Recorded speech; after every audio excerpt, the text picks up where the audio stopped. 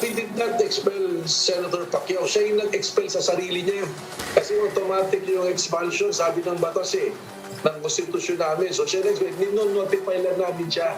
We are reminding him and notifying him that based on Article 6, Section 7, ikaw ay hindi na member ng PDP. The Pacquiao camp insists no irregularities in the move since the two parties are in alliance. They also believe that the Kusi wing will endorse an outsider for president. Ang purpose lang naman nila manggulo sa isang grupo na seryoso ang kandidato pagka-presidente. Kasi meron nga silang secret agenda na ang gusto nila ay outsider ng partido. 20 candidates for president, 7 for vice president now make up the total number of candidates as of today, day 4 of the filing of certificates of candidacy. Are Filipino voters, however, still expecting any surprise, as we discuss in this episode of The Chiefs?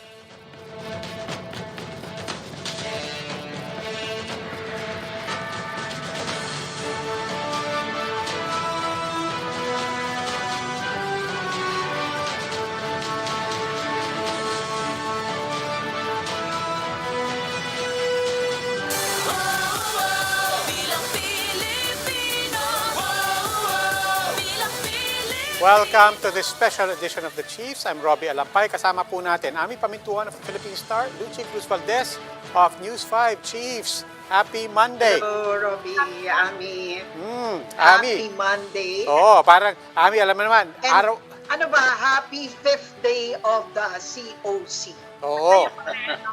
Ito. Kahit nasa wakas ni Mayor ko, naka-off-duty. Oo, ay kailangan niya everyday ang update natin. Ano ba nangyari ngayon na Ami? Maliban sa nabanggit mo kay Mayor Isko, kay Willie Ong, and for that matter, may mga kaganapan din over the weekend. Well, yung non-election, di ba? To no one's surprise, bumaliktad si Rizal Magod sa House of Representatives. Sabi ko everybody expected that. Oh, pero paano yung ganyan sa LCV? I mean, on the one hand, nagsalita siya under oath sa Senate. Paano yung ganyan? Sabi nung Paiwan ko sa kanila, yun nga nakakatawa dyan, no? Parang Senate versus House bigla, I mean, yun na nangyayari, di ba? It's a showdown between House and the Senate. Hindi, sabi ng mga senador, kung ano yung testimony, yun yung mas matibay. Saka wala namang pressure sa kanya nung nakita naman natin, wala namang nakatulong sa kanya na virtual testimony. Well, anyway, one of these days, kailangan nating balikan yung issue na yan, yung story na yan namumuo sa Senado at saka ngayon sa House of Representatives. But for now, politics tayo. We begin tonight with PDP-Laban Pacquiao Pimentel faction. Vice Chairman Lutgardo Barbo. Good evening, Mr. Barbo. Good Good evening. evening, sir. Good evening. Sir, speaking of mga kaguluhan, umpisahan din po natin ang update sa PDP-Laban. Ano po ba ngayon? Sabi po ng isang faction, in-expel na raw sila si Manny Pacquiao. But on the other hand, I did also want to ask this of you, si Senator Pacquiao and Congressman Atienza did file not under PDP-Laban, they filed under the PROM-D party. Ano pong ibig sabihin nito sa lahat ng away sa PDP-Laban?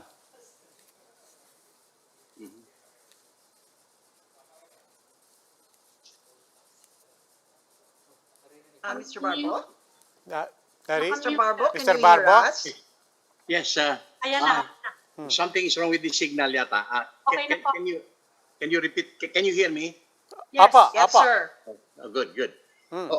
Can you repeat the question, please? Apa, update lang po tayo sa PDP-Laban because on the one hand, yung Kusi faction supposedly expelled officially Manny Pacquiao. On the other hand, we also take note that Senator Pacquiao did file his candidacy under the PROM-D party. Ano po ibig sabihin nito in terms of yung awayan sa PDP na? Bumitaw na po ba si Manny Pacquiao? In-expel? Ano po katatayuan yan? In terms of the so-called expulsion, sila Secretary Cosi ang unang na-expel sa PDP-Laban. So, an expelled member cannot expel another member who is officially the president pa naman. ganun ang nangyari niyan, ano. But I think it's for the COMELEC to decide on that. But doon sa sinasabi ninyo na iba ang partido na ginamit ni Oh, bakit nga ba nag-prom-di pa? Ba't oo, di na lang PDP-Laban, di nyo pinanindigan? meron kasing I think it's more of a political strategy because there is such a thing as MP3. Merong coalition ng PDP-Laban, ng PROMD, at saka yung MPC. At saka merong resolution signed by the by the officers and authorized by the General Assembly na Senator Manny Pacquiao is authorized siya na magkaroon ng alliance cooperation or he will go into coalition with other parties. And not only that, he was also authorized to select his own vice presidential candidate as well as the senatorial candidates. Pero sir, hindi naman kine-question masyado yung authority niya to enter into a coalition agreement, no? Yes. Ang kine-question ng marami ay kung talagang pinaninindigan ninyo na yung PDP-Laban faction ninyo ay ang tunay na PDP-Laban, bakit hindi yun ang itinakbo na partido ni Senator Manny Pacquiao? Hindi ba kayo sigurado na mananalo kayo? I guess that's the question there. Ang iniisip namin on the basis of the facts and the law, mananalo kami. But just in case, halimbawa, well, I do not want to use the word mabraso nila because we think that the PDP-Laban under the leadership of Coco Pimentel and Manny Pacquiao is the genuine and the original party. And based on our records, the data, the paper trail, the records that we have in the COMELEC, ang tingin namin, in fact, kahit yung mga notices, several times na kaming pinapadalhan ng COMELEC. At one time doon sa walkthrough sa Santa Rosa, I went there. I represented the PDP-Laban. At another time, yung orientation ng COMELEC, how the filing of the certificates of candidacy would go through, I was also invited. I mean, the PDP-Laban was invited, and I was directed and I was assigned as the vice chairman to attend. Ano In po other ba words, mangyayari? recognize Sige. kami. As of now, kami ang nire-recognize. And because kwan kami, we are yung bang status ko ba, unless otherwise the COMELEC says so na hindi kayo ang dapat i-recognize yung nang-hijack na party. Well, so kaya nag-ano si Manny as a matter of strategy. So tama yung perception pala, Mr. Barbo, na parang fallback siya, na naniniguro lang kayo. Yun yung fallback position kung sakali nga na madisgrasya yung petition ninyo. But anyway, pwede po ba yon kung sakasakali, tuloy-tuloy na yung takbo na yan ni Senator Pacquiao under the PROMD na? Yes. Na siya babalik sa PDP-Laban kung sakasakali. Yes. In fact, at one time, we were told that even if he is, or if he were going to be an independent candidate, he would pursue his candidacy. Ng PROMD. Ng PROMD. Ganon. Well, the candidacy for president. Mr. Under Mr. Promdi. Barbo, sa ngayon, obviously, so he has a vehicle. His vehicle is from the party. But let's take that out of the picture muna kasi gusto ko po maintindihan yung proseso. Kung sakaling matalo yung isa at nakapag-file na under PDP-Laban, ano po yung option nun? So in this case, for example, Senator Bongo has filed to be a candidate for Vice President under PDP-Laban. Kung matalo yung wing nila, ano pong option ngayon ni Senator Bongo? How does he continue his candidacy? Well, if he is really determined to work it out and fight for the vice presidency, he can run as an independent. Ganun lang. So, Talagang okay, determined. so converse, yung sa other side naman nun is, if Senator Manny Pacquiao had run under the PDP-Laban banner, tapos biglang natalo kayo dun sa labanan ng PDP-Laban, yung dalawang factions, Pag-Comelec. pwede, Natalo sa Comelec. pwede pa rin siya tumakbo, ganon, Of course. as an independent, ganon na Of course. mangyayari. Of course. Ah, Because hindi. ang sabi niya, deep in his heart, he is a PDP Laban, but Okay. he is in coalition, meron silang Yeah, alliance. so ba't hindi na lang siya mag-PROMD after that? Bawal yon? Hindi naman, he can choose, but Oh. ang sabi niya palagi, deep in my heart, I am PDP Laban. Kaya lang, meron akong mga alliances. Ito yung mga kaibigan ko. Siguro yung mga kaibigan, sabi nila, siguro, pwede ba andalhin mo ito? Pero we know you are a PDP Laban. Yeah, okay. Siguro ganun. Sir, ito po yung tanong ko. Pupuntahan ko kasi is, ano ngayon yung implication for an independent candidate when it comes to substitution? Kasi ang pagkakaintindi ko sa COMELEC is pwede ang replacement candidate, ang substitution, but on the condition that you have to be a member of the same party. Now, Or coalition. Kung tumakbo as independent ngayon yung ibang tao and they run as independent, whether for president or vice president, ano yung option nila to be replaced or to be substituted kung wala silang partido?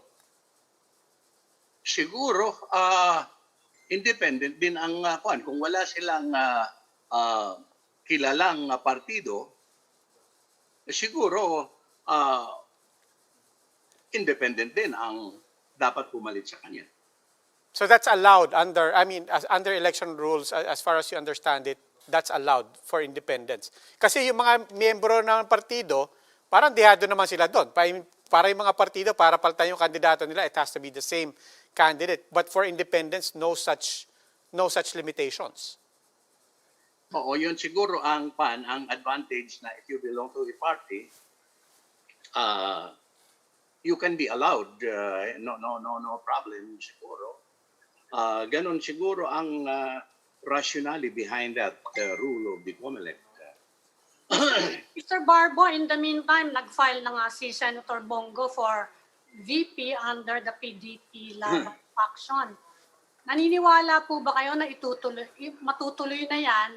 At naniniwala ba kayo, at saka iniisip nyo ba na, naniniwala ba kayo na si Mayor Sara hindi makikipag-tandem sa mga kasi kanina, tinanong ko to kasi kanina sinabi ni Presidential Spokesman Harry Roque, pwede pa naman magpalit ng COC hanggang November 15. Naniniwala po ba kayo na hindi na matutuloy yung Sara Bongo? Papalitan si Bongo ni Hindi, Sara Bongo.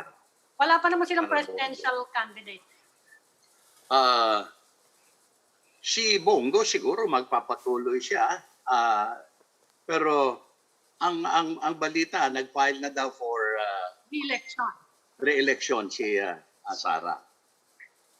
So, it would be, but if you are saying na pwedeng pumalit si Sara kay Bongo as Vice President, that's siguro, yun ay dapat pag-usapan. Pero questionable kasi pag gagamit si Bongo ng partido, na PDP-Laban, at hindi naman member ng PDP-Laban si Sara, because I think she belongs to hugpong ng pagbabago. So, That would be different. Yes. tingin nyo tuloy na yung Quesada? Kasi tinatanong ko yon dahil kung sakasakaling tatakbo siya for president, he changes her mind at the last minute, makakalaban siya ni Senator Pacquiao, of course, and it will be a formidable match, no? Ano po yung tingin nyo kung sakasakaling tumuloy si Mayor as president? Formidably interesting or interestingly formidable. Parehas sila taga Mindanao. Yun lang nga. And siguro, tingnan na lang natin kung ano yung ito mga in the realm of the speculations lang ito and conjectures lang. Ang nadidinig ko nga, it is going to be a Bongbong, Marcos, and Sara. But Sara has filed her certificate of candidacy for a local position. So, Well, abangan pa rin natin, siyempre, maraming baka... mga unexpected events or mga twists of political turns ba sa mga ganyang pagpapahil ng certificates of candidacy. Yeah. Pero sir, mabalik lang sa proseso. So, kunyari kayo, you're running for the Senate, di ba? Under the PDP-Laban, your faction, Coco faction. O kunyari lang natalo kayo, what becomes of your candidacy? I will become a PDP-Laban candidate for independent. Siguro. Ganyan ang mangyayari. What do you mean a PDP-Laban independent? Because I am a PDP-Laban since the beginning of my political career. But I will use PDP-Laban because nobody can strip me of my affiliation with PDP-Laban. In my heart, I am a PDP-Laban. I never changed party affiliations. Even when there were occasions or temptations, I was a governor for 3 terms. There were occasions for me to change party affiliations. I said, no, I believe in PDP-Laban because to me, it's not a mere political party. It is a non-traditional party. It is non-conventional party. It is not the usual political party that we usually have. It is an alternative political party. And we I know, but different, aren't you... different Yes. objectives. Okay, go ahead. But aren't you the vice chairman of the PDP-Laban Pacquiao-Pimentel faction? Yes, So, that you are saying that yeah. we are not recognized. What if Assuming you that- don't get recognized? What if COMELEC votes in favor of the CUSI faction? What does that make of your candidacy? Can you still run as PDP-Laban? Yung Yes, I faction can. nyo nga ay Nobody talo na. can prevent me from using PDP-Laban because I believe in PDP-Laban. I will say, well, I am independent, but my party is PDP-Laban. Pero hindi In like manner, kung sila din ang mangyari din sa kanila, and we hope that based on the facts and the law, we will win this case in the COMELEC. Ganun din ang mangyayari sa kanila. They might opt to run, assuming they are determined to run, as independent. Not unlike Senator Manny Pacquiao, who says that he is willing to run as an independent. But in this case, kasi may alliance siya with Promdi, he will be using Promdi and at the same time. Yes, I get that. So you will run as an independent pero hindi na PDP-Laban. Ganon. Well, pwede rin gamitin niya. Nobody can But hindi prevent kayo you. recognized, di ba? Kahit No, na. but don't you have to be recognized by the party that is recognized by Kahit COMELEC? na, halimbawa, ayaw sa'yo. Pero tingin mo, kung ka naman, PDP-Laban, ay pwede ka naman, independent ako. Independent PDP-Laban. Halimbawa. Kung It umayaw happens. sila, independent halimbawa, na lang. Marami namang nangyayari noon kahit mga panahon na natatandaan ko na LP. Tapos merong, kasi hindi magkasundo, may mga wings, Yeah. independent yon na LP yung iba noon. Mr. Barbo, linawin lang namin. Ibig sabihin, pag natalo yung faction nyo, it will not be a basis to disqualify you as a candidate. Hindi No. mag-qualify ang mga kandidato ninyo. No, ng faction ninyo. because you have the right under the Constitution to run for public office, whether or not you have a party, political party. You are not going to be deprived of that right. Pero hindi ba basis yung certificate of candidacy for disqualification kung sakasakali? Well, that is assuming yung parang magiging official candidate para yun sa mga official candidates. Yeah.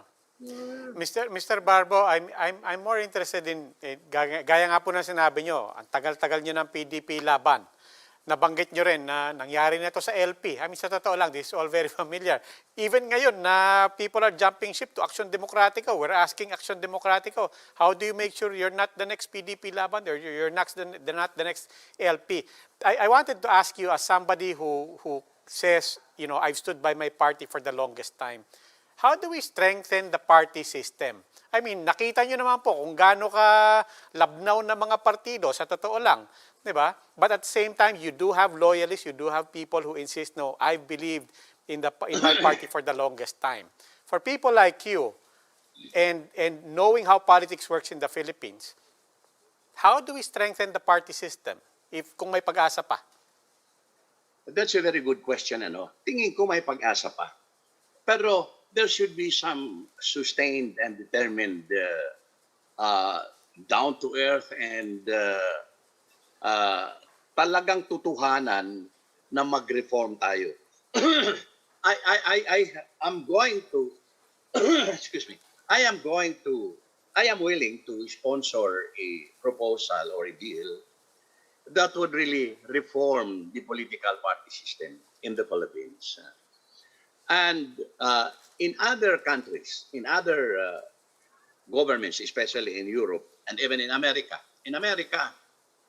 yung mga political parties doon, binibigyan ng pondo ng gobyerno for their expenses. So much ang ibinibigay. But they will have, of course, to account for their expenses. Dito sa atin, that can be done siguro, but itong mga halimbawa, bigyan ang mga political parties natin. But not all parties, ano? Kasi especially yung fly-by-night political parties, hindi dapat bigyan yun. Kailangan i-consider kung sino ang bibigyan ng gobyerno para ma-strengthen yung political party system. And concomitant with that proposal, kailangan mayroong batas din that would outlaw political turncoatism. It's not good na every after election, kung sino nanalong president, takbuhan kaagad doon, baliktaran na kaagad, and without considering na ang possibility na nasisira talaga ang sistema ng politika natin. Pero sir, Pero, okay lang yung turncoatism. I mean, you know, okay lang yun na pagbawal yun. Pero yung popondohan ng political party, lalong dadami, sir. May pondo pa. No, Hindi ba not lalong necessarily. makaka-encourage ng building of parties yun? Not necessarily. Kasi titingnan siguro ng batas na sino ba ang dalawa o tatlo ang So dapat talagang ilimit. viable. Dapat yung ilimit. party system. Sino ba ang to two viable? parties. Oo. Sino ba yung tutuhanan dito? Sino ba yung gusto lang magkapera ng mga party leaders? And then, siguro may accounting yan. Kailangan, in other countries, ganun yun, may accounting. Saan nyo in-spend yung pera? Kaya siguro, doon, kahit for as long as you are qualified, even if you are not really that wealthy, just like si Merkel ng Germany. Si Merkel, sa Germany, naging prime minister siya. Pero mahirap lang yun. Hindi nga nagkaroon yata ng bahay, nangungupahan lang sa apartment. And she was wearing the same dress for several months, or years, 7 years. Siguro it's about time that there should be some kind of radical, even perhaps revolutionary Yeah, but uh, Mr. reforms on political party system. Mr. Barbo, I think we all agree with you. That will be radical, that will be revolutionary. But I want to ask you, and I want to challenge you also, where does that idea or even that ideal, that concept hit reality? And I'm asking you as somebody from PDP-Laban, as one of the old guards of PDP-Laban. I mean, sa totoo lang, we're talking about the current situation of PDP-Laban, which is exactly what happened to the Liberal Party. But you know, 5 years ago, you were the old guards at that party that allowed these people to dilute your ideology and to dilute the party principles. But paano po nangyari yan? I mean, in all reality, hindi po ako nangungutya, but in all reality, what is it about our politics that makes even people like you who are proposing and recognizing we need reform in the party system, that at the end of the day, you couldn't even hold it in your own party? This is what happened, ano? In 2016, after President Duterte won, dinagsa ang partido ng mga members. In fact, at one time, I talked with Senator Pimentel and I said, teka muna, baka magkaroon tayo ng problema later on. Ang daming mga congressmen na pumapasok sa atin. And they think na by simply raising their left hands and taking the oath of allegiance, PDP-Laban na sila. Not knowing na meron sinasabing BMS, yung Basic Membership Seminar. And the reply of excuse me, the reply of Senator Pimentel was, he was saying that, sige, kailangan magkuhan tayo, basic membership seminar, at saka may mga requirements ng, you know, like payment of dues and all that, mga responsibilities. Pero ang nangyari dyan, mukhang napabayaan yata yan. And dinagsa hanggang nag-swiswer na lang kahit kanino, PDP-Laban na daw. So that brings me back to the reform of the political party system. Kaya siguro yung membership ng political party should be such that if you want to be a political butterfly, if you want to get away from your political party, if you are, for example, a governor or even a senator or even a mayor, you will lose your position if within a period of 1 year after the elections or 1 year before the elections, you will change political parties. Mukhang I think there is a need for political reforms, and that is, naalaala ko yan nung mga governors pa kami. We were discussing problems about the political party system in the Philippines. Yun ang na-bring up namin na kailangan ang political party should be responsible enough. Hindi yung personality-oriented tayo. Because political parties are supposed to guide the government or the winning leaders of that government to chart the kind of direction or development that the political party spouses. Well, itong mga kuha natin, hindi basta-bastang makukuhan, so-solve entrenched na ito for so many years. But somehow there must be some resolute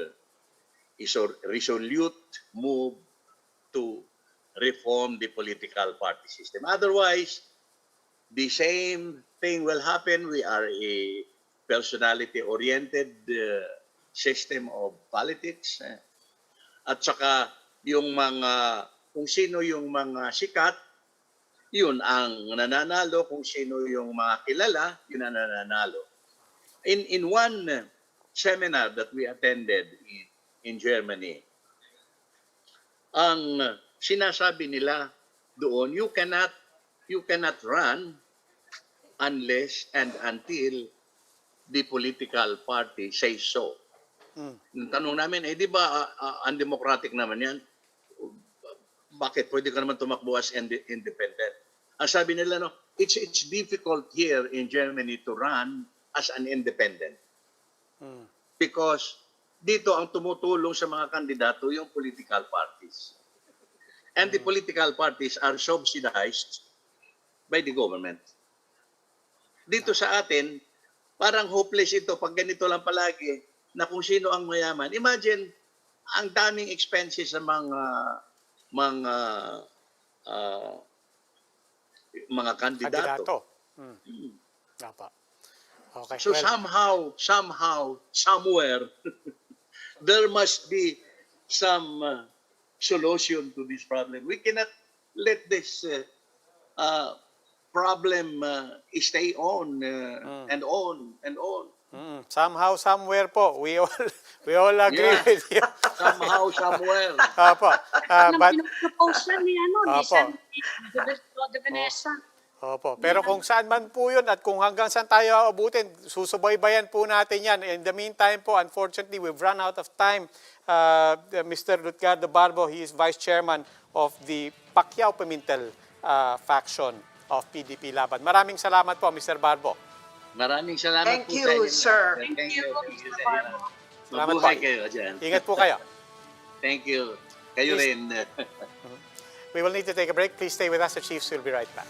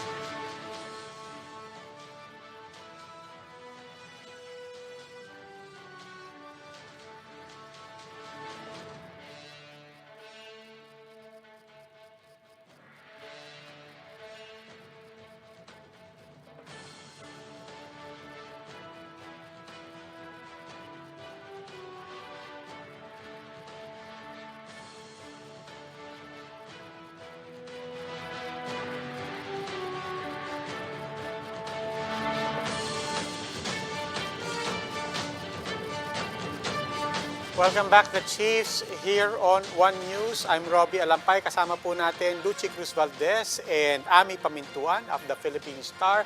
And now joining us, German Ambassador to the Philippines, Anke Reifenstuhl.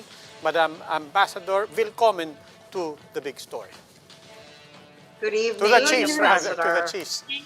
Welcome to the Chiefs. Good evening. Again. Good evening. Yeah.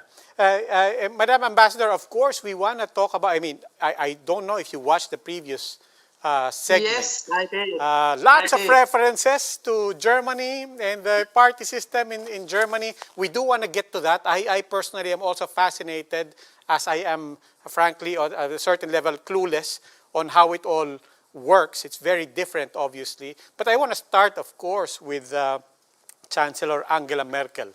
She's ending 16 years of leadership in, frankly, one of the most important and most difficult jobs in Europe, if not the world, these past 1.5 decades. How do you think Angela Merkel's era will be remembered?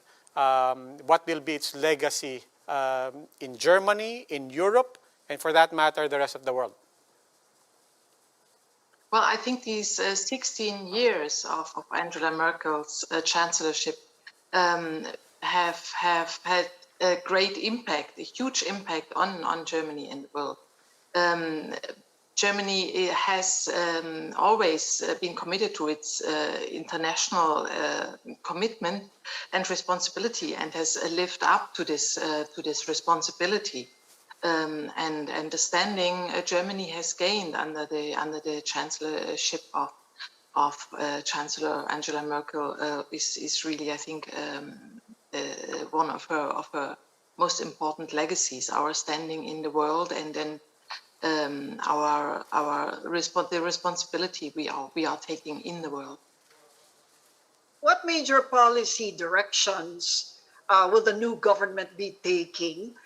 Will they be markedly or vastly different from the way Chancellor Merkel led Germany in the past, let's say just the past 6 years perhaps, especially in relation to the EU?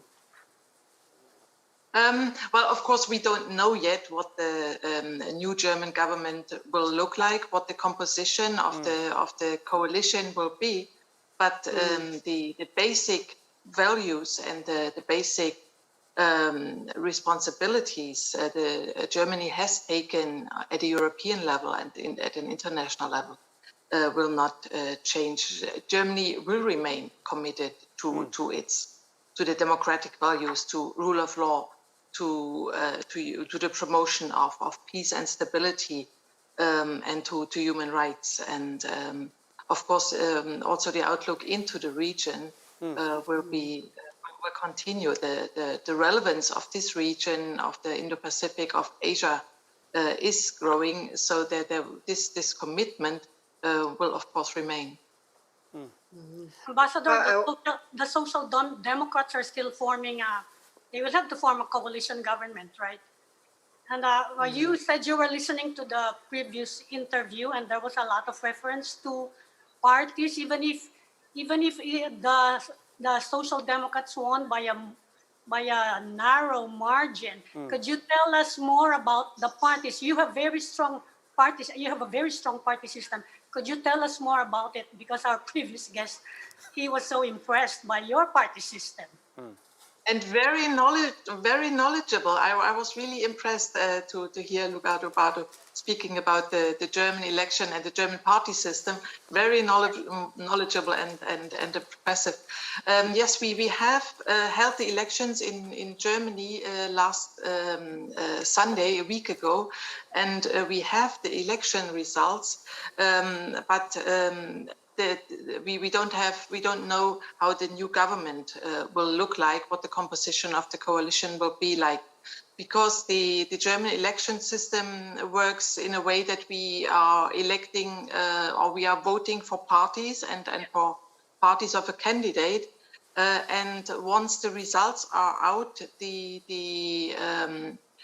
parties with the highest percentages are starting a negotiating process in order to find out whether they can form a coalition or whether it will not majority, work yes. to work together. And I don't know whether you remember last time we had an election in 2017, we had a long process of negotiations. It took about 6 months before the new government was finally formed and the roadmap for the new government was set up. We, of course, all are confident that this time, after the latest election, the negotiation process will take a shorter time than this. But only once the negotiations in general are clear that the parties can agree on a coalition, then the roadmap will be set up, and the details of the roadmap will be negotiated, and then the government be formed.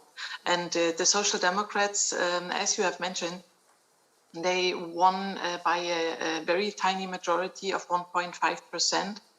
And the Christian Democrats, they were in a coalition with so far were only 1.5% lower. And now we have the negotiations going on, and we are talking about various coalition options. One of them is the so-called traffic light coalition, which stands for the red, which is the Social Democrats, the yellow, which is the Liberals, and the green, which is the Green. And other talks or other options included the so-called Jamaica coalition. So the Christian Democrats, black, the yellow, the Liberals, and the Greens, the Greens. So this is ongoing, and it will take some time until this new coalition will be formed, and then only then the new governor, the new chancellor will be elected formally. Madam Ambassador, only then we will know who will be the successor of Angela Merkel, and until then we will have a caretaker government under the leadership of Angela Merkel. Madam Ambassador, it really is fascinating for us, not just looking at this current stalemate and the negotiations that will come over the next few months, but also knowing that precisely because of this balance, even small parties now become very significant because they could be the kingmaker, they could be the difference maker. But all of that goes back to our fascination with the parties. And I guess my question is, where do the parties fundamentally get their strength? What is the foundation for that, for building solid, real, ideologically based parties? Because as discussed earlier by Mr. Barbo, and a lot of Filipinos will agree, our parties are so dysfunctional. We'll say it so you don't have to. It's so dysfunctional, they're pointless, they're meaningless. But what they point out to is money is an important factor, and funding is an important factor. So how does that work with the party system in Germany? And more importantly, what else other than money is important? I mean, I have the impression here in the Philippines, it's very focused on personalities, the election process and the election campaign. And in Germany, as I said, there is the party system. So we don't have this. So the elections that have just taken place, the results we do have means these are seats in the parliament, and the number of seats for each party, this is now a given. We don't have in Germany this culture of or this tradition of turncoatism. So the number the party has, the number of seats the party has, this is a given in the parliament for the next years so far. But we also have a very structured approach when it comes to the party system. And for the election process, there is a funding system which is also regulated in the rules for the elections, and in the parliament with the several parties, with the different political parties we have. This has a very structured approach. So we have a threshold of 5%. Parties who win less than 5% will not be represented in the parliament in order to secure and to safeguard this structure and stability. And the funding also is a very transparent process, the funding process for the parties. and a very transparent and audited process. The funding is provided partly by the government. Is that correct? That's what Mr. Barbo was saying. But we want Yes, this is it's a very complex system of funding, but at the same time a very transparent process. So it's very visible which parts of the funding comes from private donations, and there's a limitation to that, and the other part coming from the budget. But if you once parties in previous performance hit the 5% threshold, that the funding to them rises proportionally as well, or do they all get the same amount of funding? No, it depends on the size of the party and on the size of their membership. Yeah. Okay. Can we expect a new chancellor by January when you will be taking over the G7 seat? Well, as I said last time, it took the coalition, or it took the parties about 6 months, but everybody is hopeful and confident that by Christmas, we will have a new coalition. But it's a more difficult situation this time after the election than last time. Since it's very likely that we will have a 3-party coalition. And so far in the German governments, we only had 2-party coalitions, where 2 parties had to go together to form a majority. Yeah. And this time it takes 3 parties to get a majority, which means that the negotiations will be even more challenging to identify the details and the compromises for the joint roadmap. Madam Ambassador, another fascinating thing to the recent elections is there seems to be a youth movement in Germany and in German politics. I understand the average age of people who won came down dramatically with this new batch of incoming new parliamentarians. What's behind this youth movement, and what might that mean for the face and politics of Germany moving forward? I think it's important that, and it's a good move that and good development that the young people are interested in the politics, which means their future. Everybody has to contribute to the politics and to the development of his or her own country. But in the recent years, we have seen many developments like the Fridays for Future movement, which really encouraged so many young people to participate and to be part of the strong voice to speak up for a responsible policy on climate change. And this has also led to a higher participation or interest among the youth and the young population of the country. And the parties have worked on this, and they have seen that it's important that the young people are being taken care of in their election campaigns and in their policies, in their programs. So this is not a thing of an election day that the young people, that the young generation is interested in participating, but it is a development and the work of the parties and the initiatives of the youth themselves, as I mentioned, like the Fridays for Future movement, that they are getting involved and interested in political issues. As far as the EU is concerned, I understand that there will be some big shoes to fill with the departure of, with the resignation or the retirement of Chancellor Merkel. She was known to be a very good broker among the EU countries. She actually held the fort for a long time there, especially when there were differences among the members of the EU.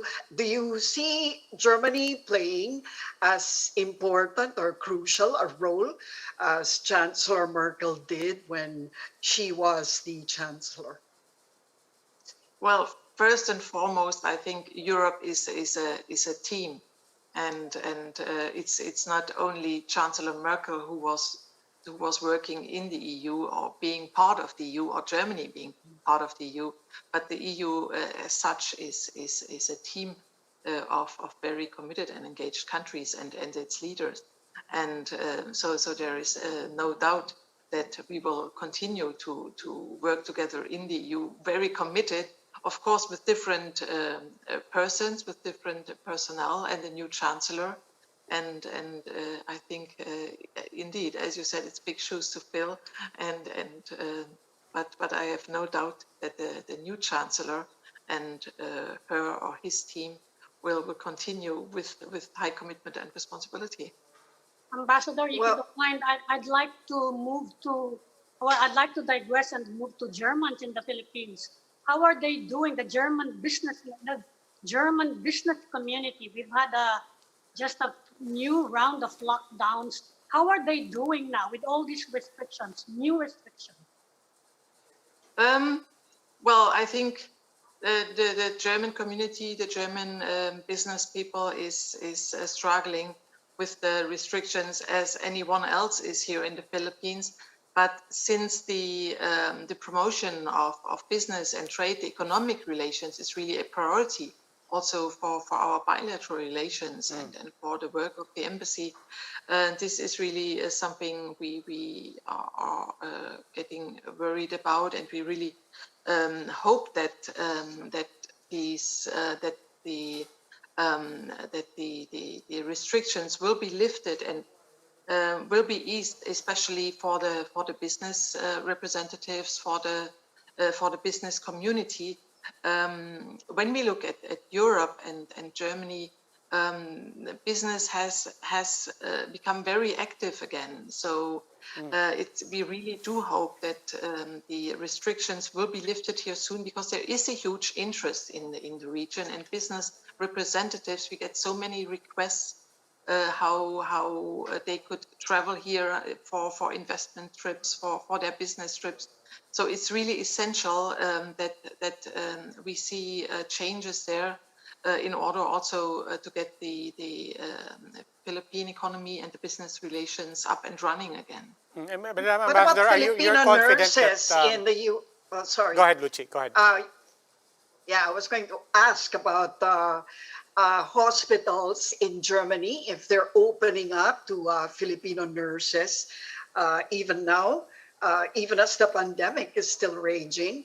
Other countries have started increasing actually their demand for Filipino nurses. Is Germany doing the same thing? Is there a demand also now?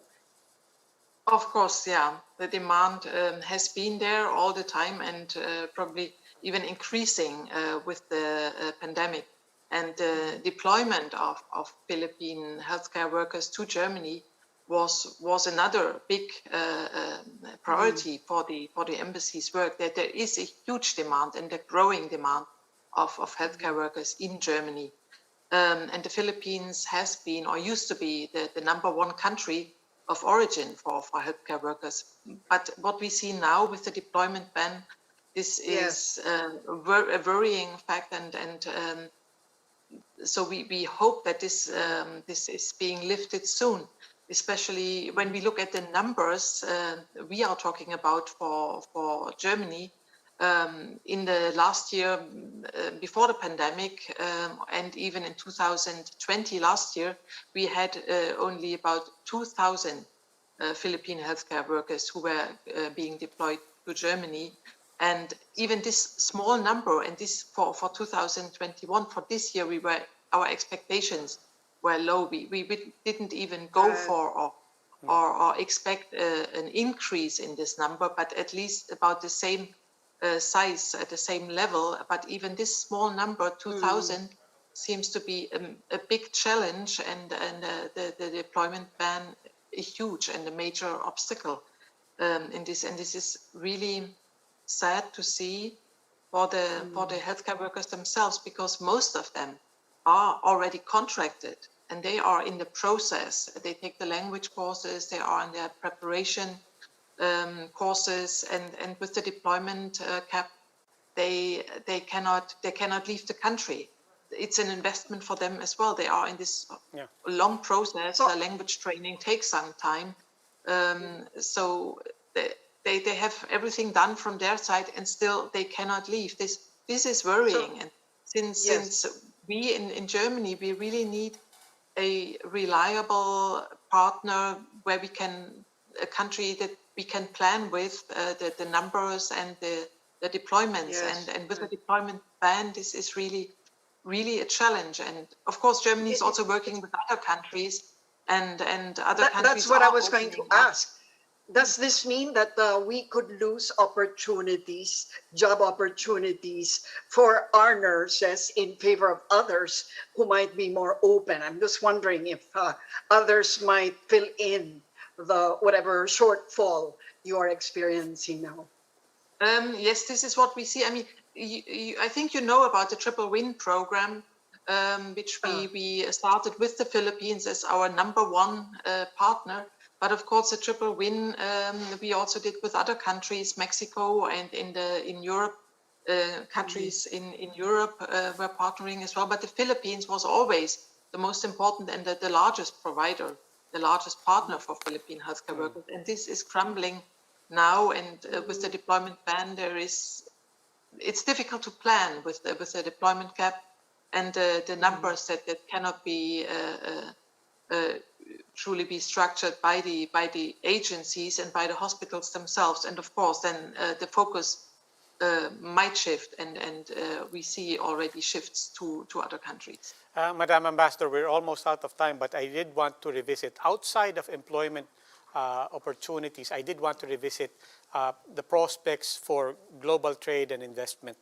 And you said that there are companies still highly interested in investing in the Philippines. But I want to ask about the climate as you see it moving forward. We're coming from a very deep recession, one of the worst recessions worldwide, and the tendency for all economies is to look inwards. And not necessarily to encourage investment elsewhere. Everybody's trying to hold on to their investments at home, especially with a new government in the horizon for Germany and what that might mean for Europe. How do you see Europe entering the post-COVID era as we try to jumpstart the global economy on the one hand, and yet at the same time domestically at home? Let's face it, the pressure will be to look inwards economically. But the pandemic also provided the opportunity for analysis how to grow back better. And what we see now is a movement towards a greener economy, to renewable energies, big investments there, big opportunities there. And this is something that where Germany has a strength with its companies in the sector, and this can only work when you also invest in other countries, when you go out into the world, and the Philippines are a country where we see a huge potential, especially with the the resources of renewable energies you have here in the Philippines. So it's not all looking domestically only. Germany is a country that really depends on international trade and exchange and export. Limiting ourselves to Germany or to Europe would not be a tradition we have been successful with. Our economic success comes from the export and comes from international relations. Okay. German Ambassador to the Philippines, Anke Reifenstuhl. Madam Ambassador, danke schön. Thank you, Thank Ambassador. you, Ma'am Ambassador. Salamat po. That will be all for this special edition of The Chiefs. We hope what was discussed here will keep the conversation going. Before we go, a reminder to our viewers, mask on, wash hands, stay safe, Philippines. Ako po si Robbie Alampay. I'm Ami Pamintuan of the Philippine Star. And I'm Lucy Cruz Valdez of News 5, and we are One News.